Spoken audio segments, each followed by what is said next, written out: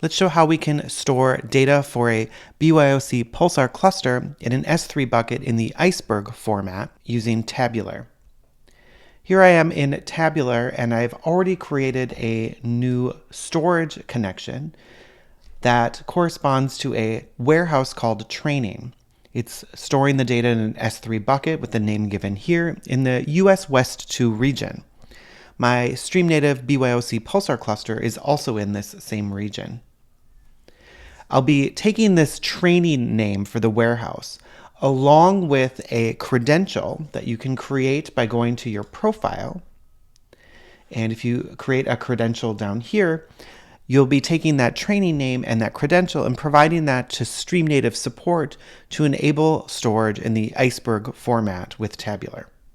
Digging a little bit deeper into the warehouse, here I have two different databases that I've manually created, the public default and the public test database. In this video, I'm going to be enabling a namespace in the public tenant demo namespace to offload data here into Tabular. You have to manually create these databases. So I'll hit the plus sign here, and I'll create a new database corresponding to my tenant, which is public, and my namespace, which is demo, and I'll click create. Again, that's a concatenation of your tenant and namespace where you're going to enable the Iceberg format concatenated with an underscore. And this will not auto-create, so you will need to create this manually. Here I am logged into the StreamNative UI. I'm going to be publishing data into the instance Iceberg instance, and the cluster is called Cluster Iceberg.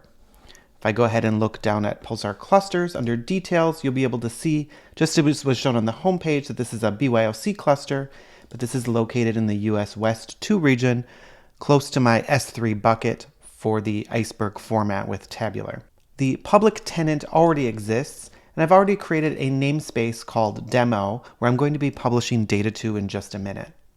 However, before I do that, I need to enable this tenant/namespace to use the new Iceberg format for Lakehouse Storage. I'll be using pulsar-admin to set the offload threshold for my public demo tenant and namespace to a size of 0, which will enable Lakehouse Storage.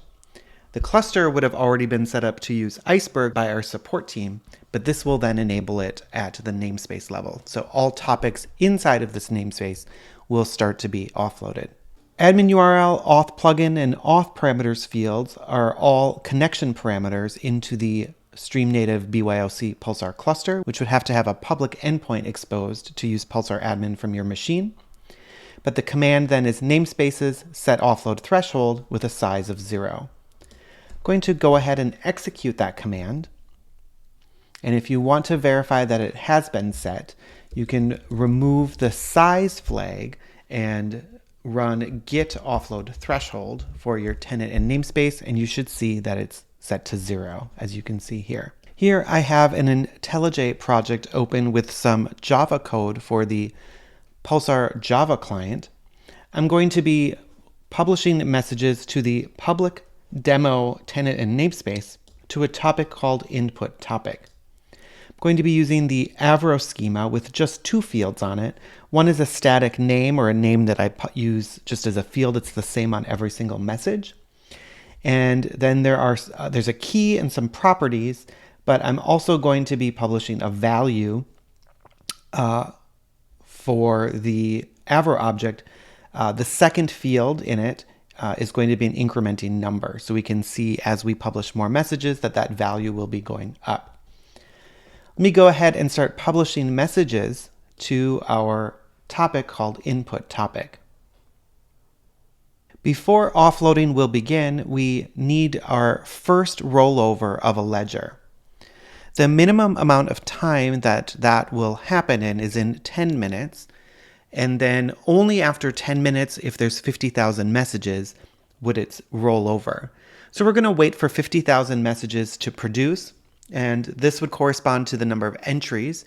So if you are using send async and you are publishing messages with batching, note that the number of entries is what matters, where each entry could technically have more than one message. I'm also going to go over to my UI where I've selected the public tenant and demo namespace, and you can see that the topic got auto-created as a partition topic with one partition. I'm going to go ahead and click on that, go to the Overview tab, and I'm going to create a new subscription. This is just to make sure that since I don't have any consumers yet subscribing, I'm going to create a subscription to make sure that the backlog starts forming and the messages would not get deleted. Here you can see we have about 2,000 messages in the backlog. I'm going to wait until we have published 50,000 messages, and then we will see what happens to the offloading process. As you can see here in IntelliJ, I've now published over 50,000 messages, and at least 10 minutes has passed. I can navigate to the Stats tab for my topic, and under Topic Stats Internal under Ledgers, you can see now that I have multiple ledgers. The open ledger will still probably show that the entries in size are 0. That for me is ledger 172. Ledgers again are where the data is actually stored. And then the closed ledger here is ledger 164, which closed after it had 50,000 entries. Here I can see that offloaded is set to true, so the data has been offloaded, but we like to confirm that by also going back to the Overview tab, and you should now see a subscription called Offload with a somewhat small backlog. It would originally, right after the 50,000 messages were published, have shown up and had the 50,000 in its backlog, and they would have gotten offloaded. Then within a few minutes, you should have seen that that number drops. You'll also periodically see that the number continues to go down. It doesn't require a number, 50,000 messages to be published every time it offloads. It will actually offload data currently with the setup as the time of this recording every 2 minutes. And I've put some more information in the description about some caveats of that. So let's head on over to Tabular and take a look at the data in the Iceberg format. And we can see the data offloaded every 2 minutes. Here we are back in Tabular, where I have the training warehouse that corresponds to the BYOC Pulsar cluster that we were just looking at. And I had enabled the Iceberg format in the public demo database. Again, public corresponds to the tenant, where demo is the namespace. I had to manually create that here in Tabular. That won't auto-create. If I take a look at the input topic, you'll be able to see the schema. If I scroll down, you'll see that there's a name and an age field. Those correspond to the 2 fields of the Avro object that I had shown you in IntelliJ. If we go over to activity, you'll be able to see that some time ago, 7 minutes ago, there was the initial event that caused the creation of input topic here in Tabular. But then every 2 minutes, we continue to have data offloaded. You can also take a look at the data preview here, and you'll be able to see the data. If I scroll over, the name John and the age continues to increment. Again, that data is offloading at a rate every 2 minutes. The most recent data will get offloaded. So it doesn't require, once you've initially closed your first ledger and the offloading has begun, it doesn't require all subsequent ledgers to close. It'll offload data every 2 minutes. But this behavior will continue to change, as in the near future, StreamNative will be removing the need for a bookkeeper entirely for select namespaces or topics, and then it will just go directly over to your S3 bucket in the Iceberg format through Tabular.